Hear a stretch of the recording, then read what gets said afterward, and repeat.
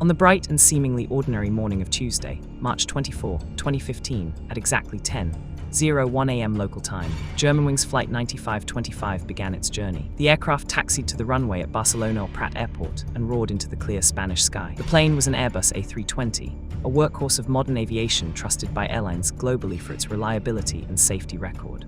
Its final destination was Düsseldorf Airport in Germany, a routine route connecting two busy European hubs. On board the vessel were 150 souls, 144 passengers and 6 crew members. It was a demographic cross-section of Europe. There were everyday people, business travelers, a heartbreaking group of 16 high school students and 2 teachers returning from an exchange trip, and families coming home from sunny vacations. However, exactly 30 minutes into the flight, once the aircraft had reached its cruising altitude of 38,000 feet, leveling off above the cloud layer, something inexplicable and terrifying began to unfold. Without any warning, without any communication to the ground, and without any deviation from its heading, the plane began a sudden, sharp, and continuous descent. No message was relayed to the control tower. No Mayday distress call was ever sent. At 10:41 a.m., after an agonizing descent, the aircraft, traveling at a terrifying speed, slammed into the rugged, snow-covered terrain of the French Alps. No one survived, but as the world would soon learn, this was not a typical accident caused by mechanical failure or weather. What had happened? Was it a catastrophic technical malfunction, a complex terrorist operation, or a tragic human error? The answer, as it turned out, was far more terrifying than any of these theories. This was not a simple crash. This was a mass murder, and the killer was sitting behind the controls. On the flight deck of Germanwings Flight 9525, 2 pilots were in charge of the aircraft. The pilot in command was Captain Patrick Sondenheimer, a 34-year-old veteran aviator with over 6,300 flight hours logged in his distinguished career. He was a highly experienced pilot who had formerly flown for Lufthansa, one of the world's most prestigious airlines, before transferring to its low-cost subsidiary, Germanwings. Sondenheimer was a dedicated father of 2, a man known for his professionalism and his sense of responsibility, entrusted with the lives of everyone on board the Airbus A320. Sitting in the right-hand seat was the first officer, 27-year-old Andreas Lubitz. In stark contrast to the captain, Lubitz was relatively new to the skis, having logged only about 630 hours of flight time. Lubitz had started his training at the elite Lufthansa Flight Training School in Arizona, USA, a program known for producing some of the best pilots in the world. However, his journey was fractured. During his training, he had taken a significant hiatus, dropping out for several months due to severe mental health issues. At that time, medical records and reports documented episodes of deep depression and even suicidal ideation. Yet after undergoing psychiatric evaluations and providing medical documentation, he was deemed fit to fly and allowed to return to his training. He eventually qualified and began working for Germanwings as a first officer in September 2013. Up until the day of the disaster, he was fully cleared, with no official restrictions or red flags in his active personnel file.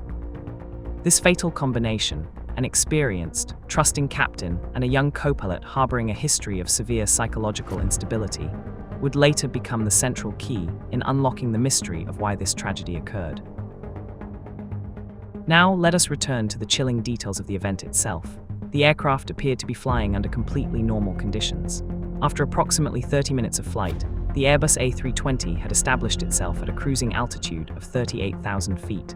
It was at this precise moment that the captain, Patrick Sondenheimer, turned to First Officer Andreas Lubitz. In a casual, routine interaction, he informed him that he needed to leave the cockpit for a moment to use the restroom.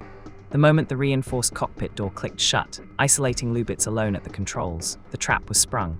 Lubitz immediately engaged the door's security toggle, locking it from the inside, and in that same instant, he made a horrific decision.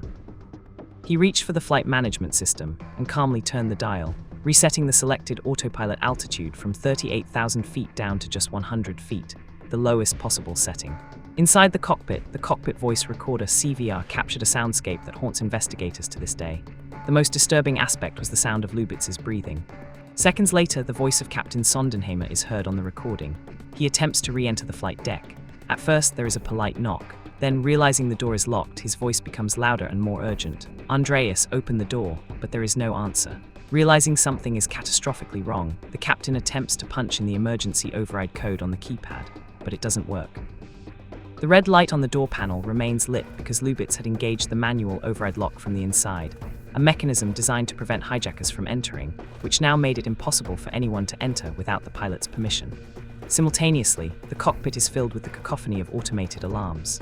The master caution flashes, and the robotic voice of the terrain warning system screams, alerting the pilot that the ground is rushing up to meet them. Air traffic control desperately tries to hail the plane on all frequencies. Germanwings 9525, do you read? Silence. They try again. Please acknowledge you are losing altitude. Still, absolute silence. In the final, agonizing moments, the recording captures the sounds of Sondenheimer grabbing a heavy object, likely a crash axe or crowbar, and smashing it violently against the reinforced, bulletproof door. You can hear the metal crunching, his desperate screams, and his frantic, hero-like attempts to save his passengers. Throughout all of this chaos, the only sound coming from the pilot's seat remains the steady, calm breathing of Andreas Lubitz. Minutes later, the recording picks up the sound of screams from the cabin. The passengers have realized their fate. Some were likely praying, others frozen in terror in their seats. The plane, now skimming the mountain ridges, was traveling at nearly 700 kilometers per hour. The last sound recorded is the captain screaming one final time, followed by the deafening sound of impact. At 10:41 a.m. local time, the aircraft was obliterated against the ravine of the Rissay in the French Alps. The cockpit voice recorder cuts off at that exact millisecond. No one survived. Following the disappearance of Germanwings Flight 9525 from radar screens, a massive and complex rescue operation was launched immediately.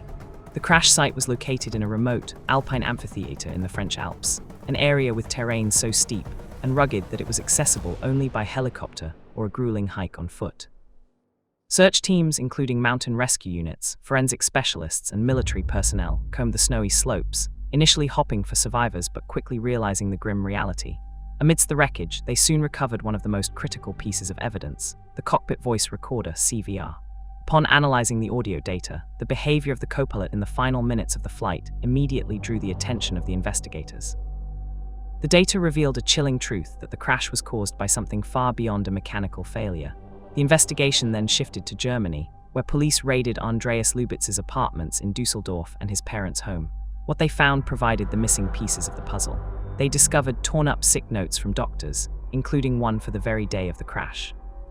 The medical documents and pharmacological evidence found at his residence indicated that he was suffering from a severe relapse of depression and was taking antidepressant medication. Most crucially, the evidence showed that psychiatrists had declared him unfit to work, but he had hidden these notes from the airline, fearing for his career. By piecing together this information, investigators reached the horrifying conclusion: the crash of Flight 9525 was not an accident. It was a deliberate, calculated act by the co-pilot, who chose to end his own life and took 149 innocent people with him. The tragedy of Flight 9525 did not just plunge the families of the victims into a lifetime of grief. It sent shockwaves through the global aviation industry, altering safety regulations and changing the conversation around mental health. In the immediate wake of the disaster, airlines across Europe and eventually the world implemented the Rule of Two. This mandate requires that 2 authorized personnel must be in the cockpit at all times. If a pilot needs to use the restroom, a senior flight attendant must enter the cockpit and remain there until the pilot returns, ensuring that no single individual is ever left alone with the controls of a passenger jet. Furthermore, the conversation around mental health in aviation shifted drastically. Medical screenings became far more rigorous, and airlines were compelled to establish stricter monitoring systems to assess the psychological well-being of their flight crews.